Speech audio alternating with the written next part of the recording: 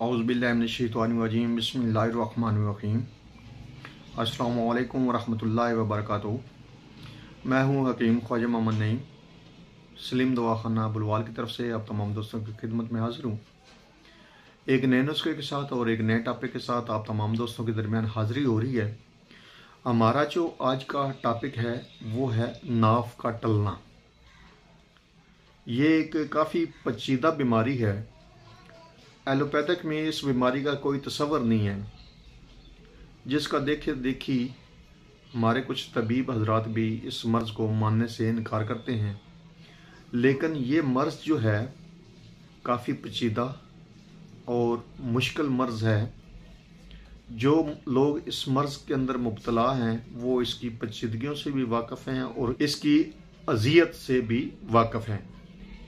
हम आज इसके ऊपर बात करेंगे।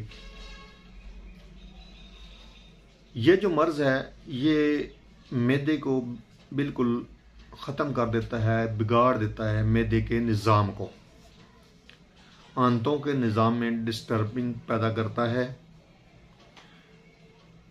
इस मर्ज़ के अंदर जो लोग मुब्तला हैं उनके लिए आज एक बेहतरीन किस्म का जो नुस्खा है वो आप दोस्तों की खिदमत में पेश कर रहा हूँ। पुराने वक्तों में जो हमारे बुज़ुर्ग हुक्मा कराम या हमारे बुज़ुर्ग हैं वो इस मर्ज़ का इलाज जो है वो मालिश के ज़रिए करते रहे हैं। बैरूनी तौर पर वो नाफ को मलना, मकाम नाफ के ऊपर मालिश करना जो है उसके ज़रिए इसका इलाज करते हैं। लेकिन आज आपके साथ एक अंदरूनी तौर पर खाने वाला नुस्खा भी शेयर कर रहा हूँ। अच्छा, इसमें ये जो मर्ज़ है ये रीह के भर जाने से, रीह की ज़्यादती की वजह से आंतों के अंदर ज़्यादा नुमायाँ होता है। जब आंतें हवा से भर जाती हैं तो नाफ जो है वो सिरक कर दाएं तरफ या बाएं तरफ हो जाती है।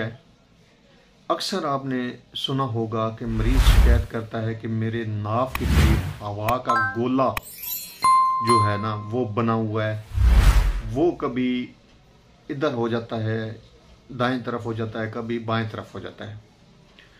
दूसरे नंबर पे मरीज़ शिकायत करता है कि ये जो गोला है ऊपर की तरफ उठ रहा है। ये सुदावी मर्ज़ है जिसमें रीह की पैदाश जो है वो मौजब तकलीफ़ होती है। हवा बनना, गैस बनना आंतों के अंदर वो तकलीफ़ का बायस बनता है। जिस बंदे की नाफ टलती है उसके लिए बात हो रही है। तो इसका इलाज ये है कि जिस्म में हरारत पैदा की जाए ताकि रीह जो है वो तहलील हो। इस मकसद के लिए एक नुस्खा जो है वो ये है कि गंधक, आंवला सार और राई हम वज़न लेकर सफ़ू बना लें और 2 रत्ती जो है इसकी मिकदार खुराक है। 2 रत्ती से लेकर 1 माशा तक मिकदार खुराक है इस दवा की। दिन में आप इसको 3 मरतबा इस्तेमाल करेंगे, सुबह दोपहर शाम के हिसाब से। तो इस दवा से न सिर्फ रीह तहलील होगी बल्कि खुश्की जो है आंतों के अंदर वो भी ख़त्म होगी। दूसरे नंबर पे जो मेन नुस्खा है इस मर्ज़ का उसकी तरफ आते हैं। तो इसमें जो नुस्खा है इसमें शामिल है नाक चिकनी, उसके बाद इसमें बरगे सदाब है। ये आपने लेना है 30-30 ग्राम। उसके बाद मस्तगी रूमी लेनी है आपने, असल लेनी है मस्तगी रूमी। आजकल बाज़ार के अंदर 2 किस्म की मस्तगी रूमी चल रही है, 2 से ज़्यादा ही होगी। जो हमारे इल्म में या हमें मालूम है वो 2 किस्म की है। एक नंबर पे है हल्की क्वालिटी वाली, बिल्कुल ही हल्की क्वालिटी वाली, वो मस्तगी रूमी के नाम पे बेरोजा जो है वो ही फ़रोख्त किया जा रहा है। मस्तगी रूमी उसमें कोई नहीं है। ठीक है जी। आपने असल मस्तगी रूमी लेनी है, दानादार होगी, वो येलो कलर में, रेट भी उसका काफ़ी ज़्यादा है। वो आपने शामिल करनी है 10 ग्राम।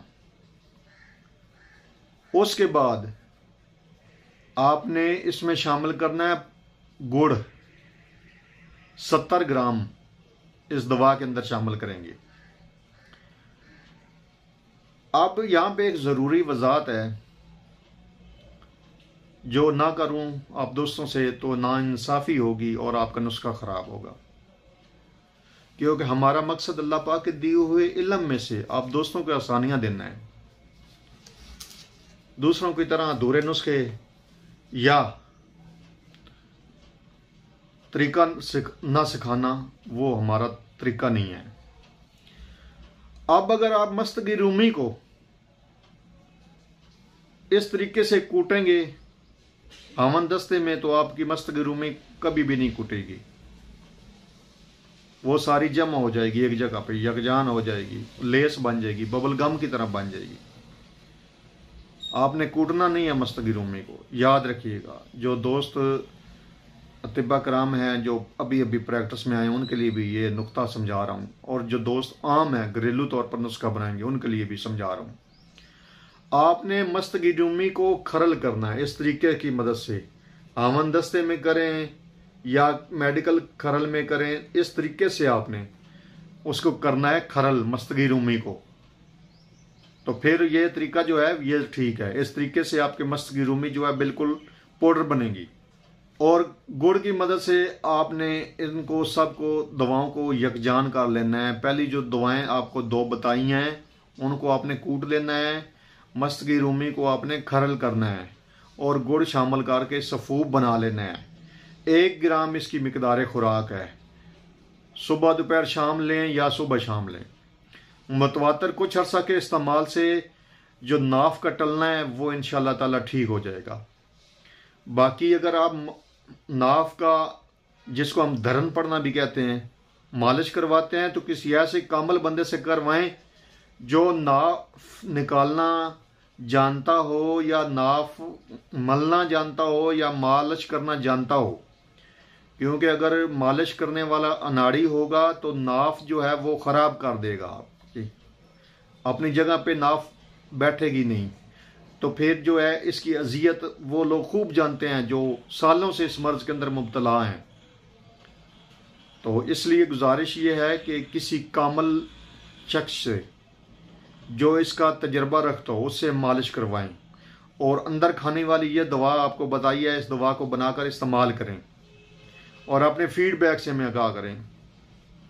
आपके फीडबैक हमारी रहनुमाई करते हैं, हमारी हौसला अफजाई करते हैं, हमें मज़ीद आगे बढ़ने का हौसला देते हैं।